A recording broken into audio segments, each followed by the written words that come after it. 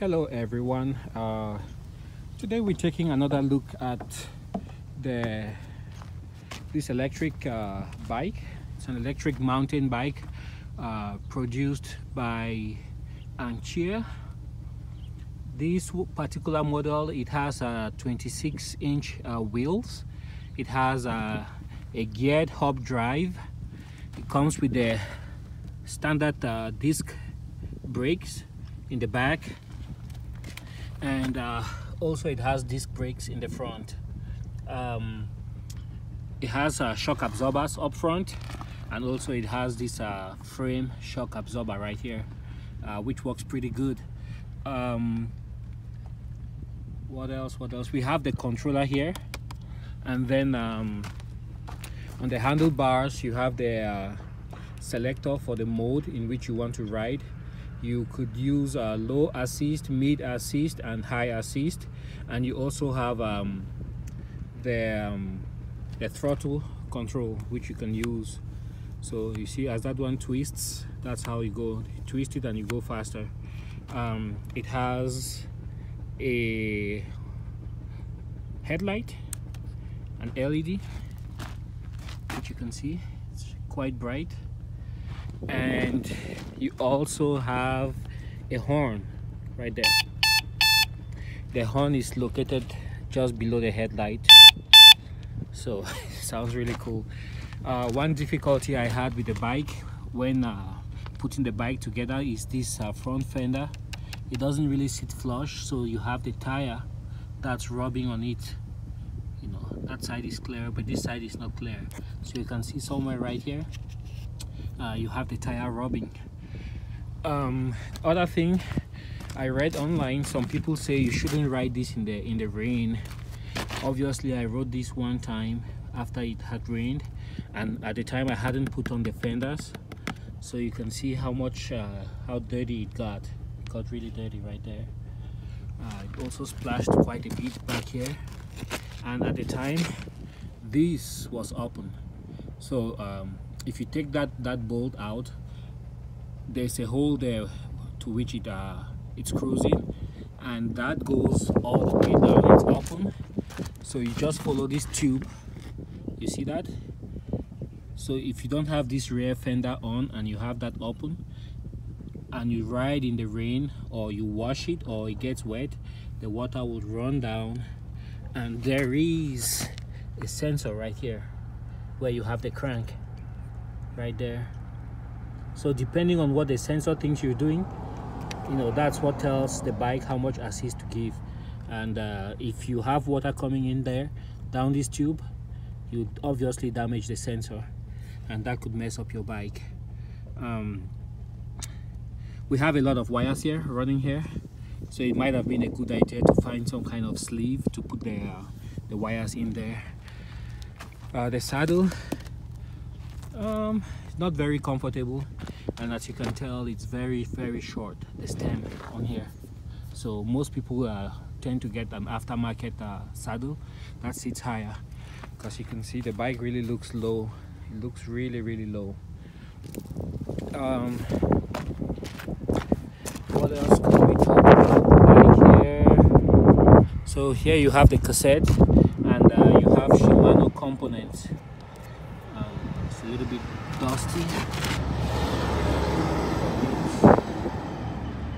so that's what it looks like. For the rear, we have a little reflector. It's already working itself loose. I'll have to tighten that up, but we have a little reflector in the back, and the saddle is quick release.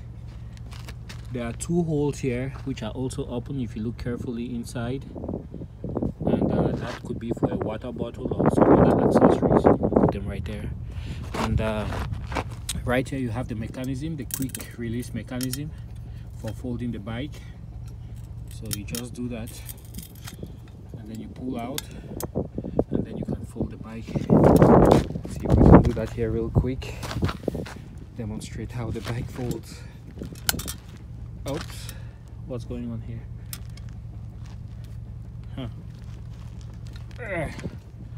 Well, you get the idea, but this part is supposed to go to the left like a door. It hinges right here. So I think it's just a little bit stiff from lack of use, so I won't force the matter too much right now. Get that back on.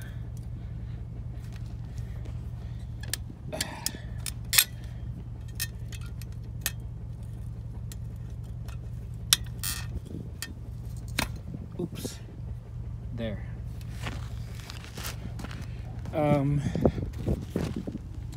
You have also a kickstand. It's quite obtrusive, so if you're riding, and it's very easy to get your foot caught in here. You see how close it is to the pedal? It's really close, so that feels kind of tough too. It's not moving easily. So you see, it's very easy to get your feet or your shoes snagged in there. Other thing I want to show is the shift mechanism is really good. It's indexed, so to increase the gears, to go to a higher gear, you just you push forward, and then to release, you push on the button one, and each time it drops a gear. To get it started, you press the button in the middle and hold, and now it's on. It's on the low power mode, low power assist. You can choose the mid and you can choose the high. And the way this works is when you start pedaling, you feel as if somebody is pushing you from behind. It's really, really amazing. And if you want to use the throttle, which is right here, then you go to mid, low, and then you push one more time to the left, this minus button. And that's what it looks like. So now if I turn the throttle,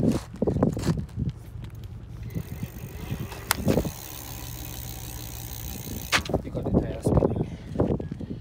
Okay, let's take a quick look at the battery.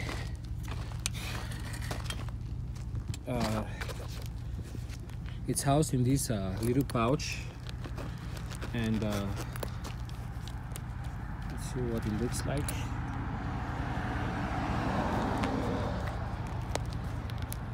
It's about 39 degrees now outside, and I've noticed when it's very cold, the battery tends to discharge faster when you're riding. So that's what the battery looks like. I have it hooked up already. These two wires, these two cables come for the battery. I think this one carries the power, and then this one is some kind of either to recharge or the controller. I'm not sure, but this one, when I plug the two ends together, you could hear almost like a spark. So, and the wires from the battery come from underneath the bag, and this one was actually manufactured. We have a date here. Let's take a look. It says August 2016, and it's a 36 volt 8 amp hour. I think the chemistry of the battery is it's lithium ion, if I'm not mistaken. I believe that's what it is. So we go ahead and close that up. Close that up, and just be careful. You can see these zip ties here. Those are very sharp. They would wound you if you were to scratch your skin on there. They are very, very sharp and vicious. So let's go ahead. Close this bag up. I can't do that with one hand. Bear with me. Okay, got it. All right. So there we go. Right, let's take it for a quick spin and see how it goes. So I get on there. I'm already on the throttle mode. I'm not on assist, so I will just use my iPhone on my left hand, and then I'll twist the throttle slowly. Have my kickstand up. Yep, I do. Okay, let's do that. And there we go. Just like that. Just like that.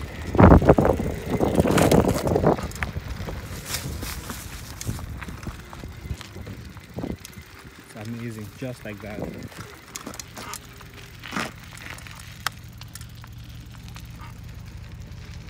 And let's stop and turn it off. And one last thing, to recharge this particular bike, the way you recharge it is you have this little port right here. Pull it open, then you plug your charger in there. So that's where you recharge it. Get that closed.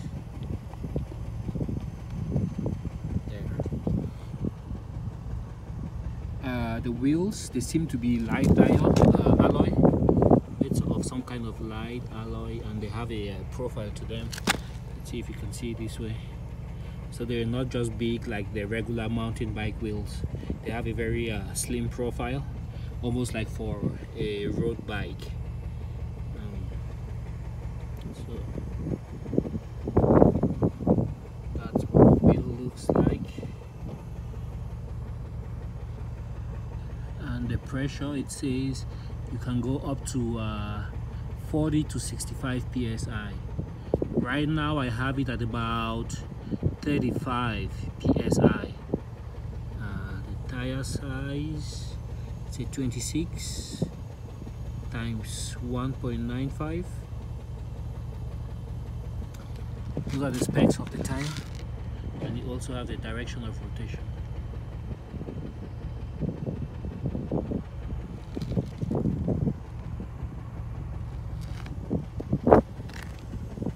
So that's what the bike looks like. If you're thinking of getting this bike, I would highly recommend it. Get it from a reputable seller. That way you can have some kind of warranty in case it gets damaged in shipping. I actually had they actually had some